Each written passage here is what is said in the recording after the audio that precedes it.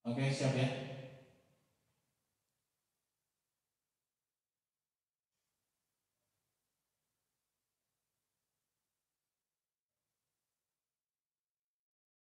Bapak Ibu, saudara-saudara selamat pagi. Hari ini Senin pagi, masih dalam rangkaian renungan pagi, sapaan pagi, mari kita berdoa.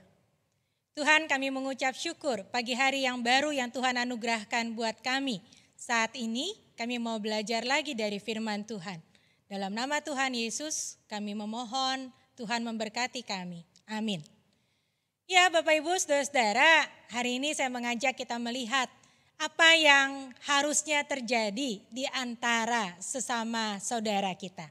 Mari kita membuka Yehezkiel, kitab Yehezkiel pasal 33, mulai ayatnya yang ke-7, 12 dan 17. Dan engkau anak manusia, aku menetapkan engkau menjadi penjaga bagi kaum Israel.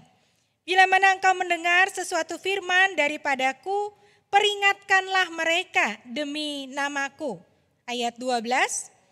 Dan kau anak manusia, katakanlah kepada teman-temanmu sebangsa, kebenaran orang benar tidak menyelamatkan dia pada waktu ia jatuh dalam pelanggaran, dan kejahatan orang jahat tidak menyebabkan dia tersandung pada waktu ia bertobat dari kejahatannya.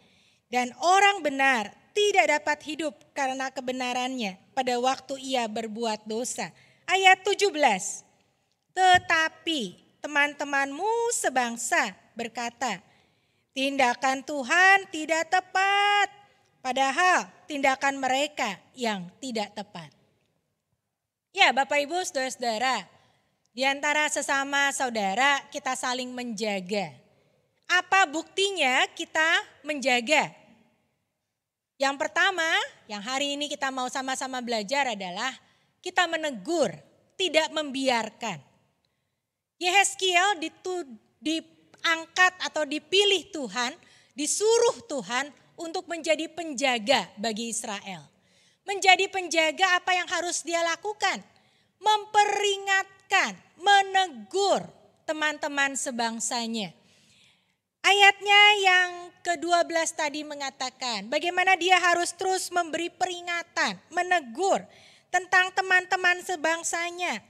Tetapi teman-teman sebangsanya ini mengatakan apa? Ayatnya yang ke-17, teman-temannya yang berkata tindakan Tuhan yang tidak benar. Padahal mereka yang tidak benar. Kadang-kadang kalau kita menegur orang tidak terima teguran kita. Apakah saudara terima kalau saudara ditegur? Kita ambil contoh ya. Kita akan saksikan video ini.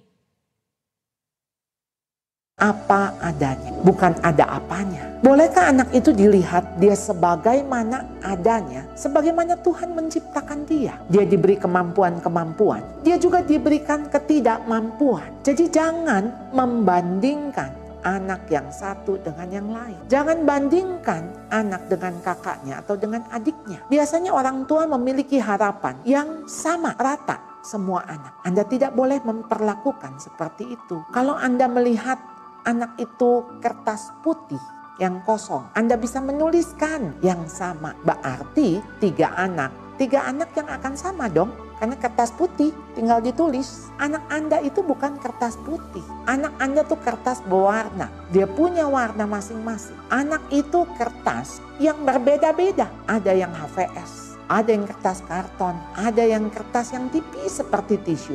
Ingredientsnya berbeda. Ya Anda bisa bayangkan kalau kertas itu berbeda-beda. Ada yang ditetesin air, udah hancur. Ada yang ditetesin air, oh tinggal dikeringkan. Ada yang ditetesin air, nggak ngefek. Jadi ketika berbeda kertas yang satu dengan yang lain, Anda berarti memperlakukannya juga berbeda. Demikian juga anak-anak.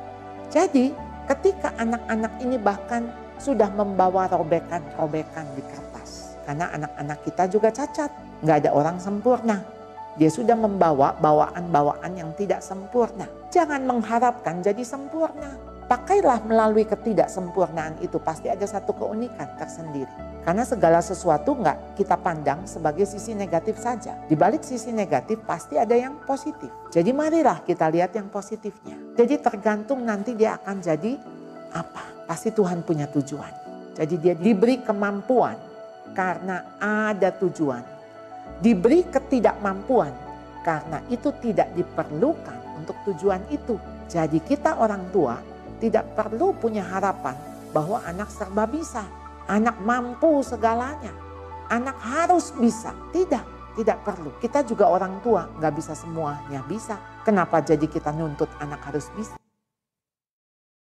Ya saudara, saudara terima ditegur lewat sapaan film tadi? Oh saudara mungkin saja bisa tidak terima. Saudara bisa mengatakan, saya orang tuanya, saya kenal anak saya. Tapi saudara, kita kenal keunikannya. Kita kenal bahwa dia adalah anak yang spesial yang Tuhan ciptakan dan Tuhan titipkan di tengah keluarga saudara.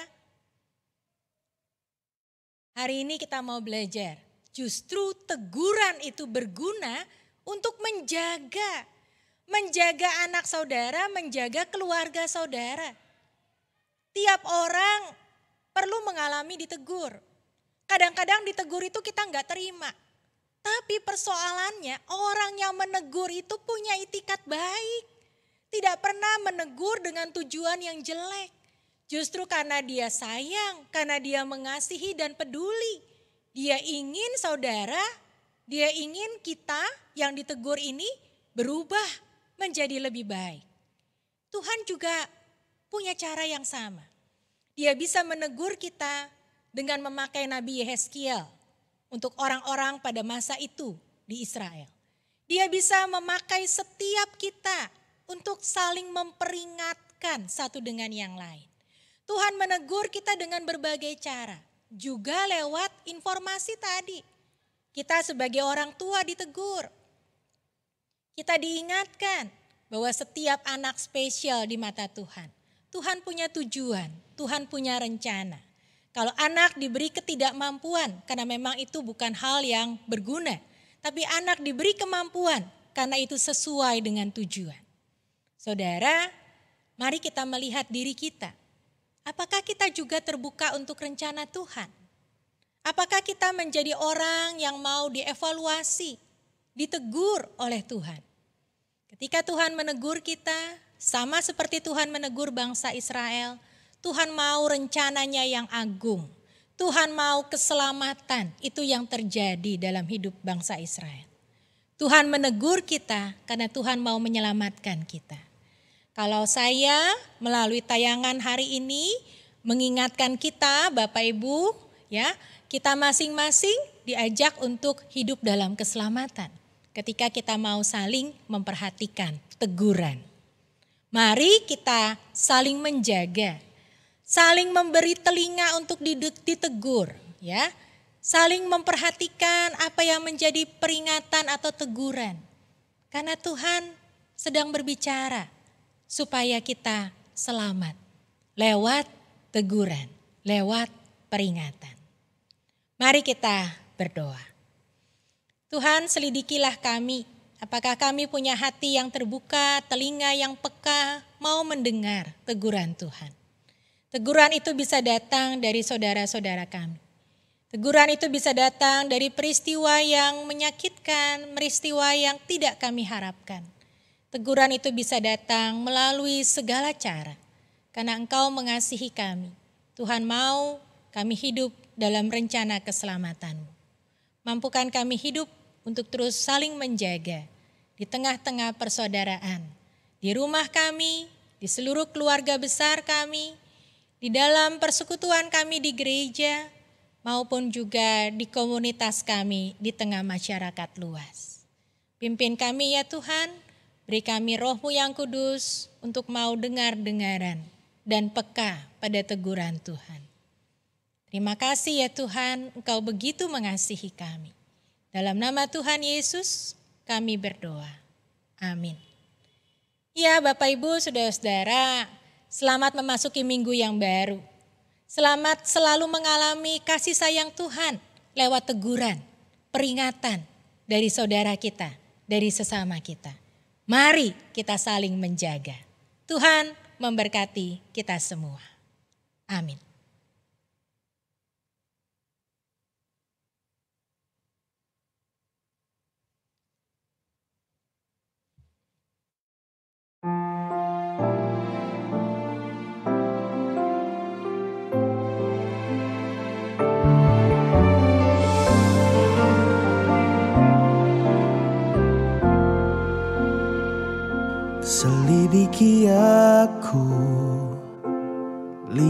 hatiku, apakah ku sungguh mengasihimu, Yesus?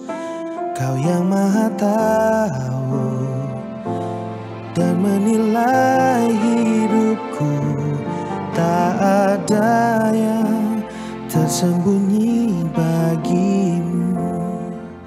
Selidiki aku, lihat hatiku, apakah ku sungguh mengasihimu, Yesus? Kau yang Maha tahu dan menilai hidupku, tak ada yang tersembunyi bagimu. Telah ku lihat kebaikanmu yang tak pernah habis di hidupku. Ku berjuang sampai akhirnya kau dapati aku tetap setia. Telah ku lihat kebaikanmu yang tak pernah habis di hidupku. Ku berjuang sampai akhirnya kau dapati aku tetap setia.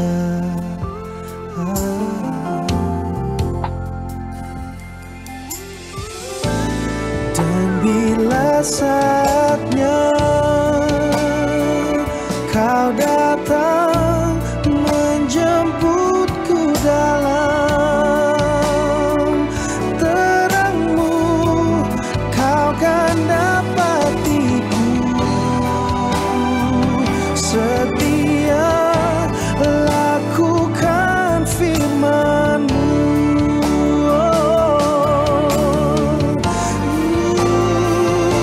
Telah ku lihat kebaikan-Mu yang tak akan habis di hidupku, dan ku terus berjuang sampai akhirnya kau dapati aku tetap setia.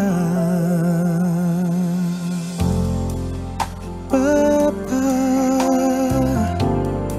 ku mau terus setia.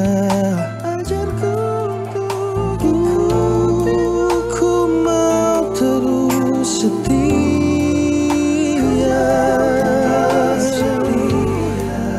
Ikuti yang kau mau, agar ku tetap setia sampai pada akhirnya.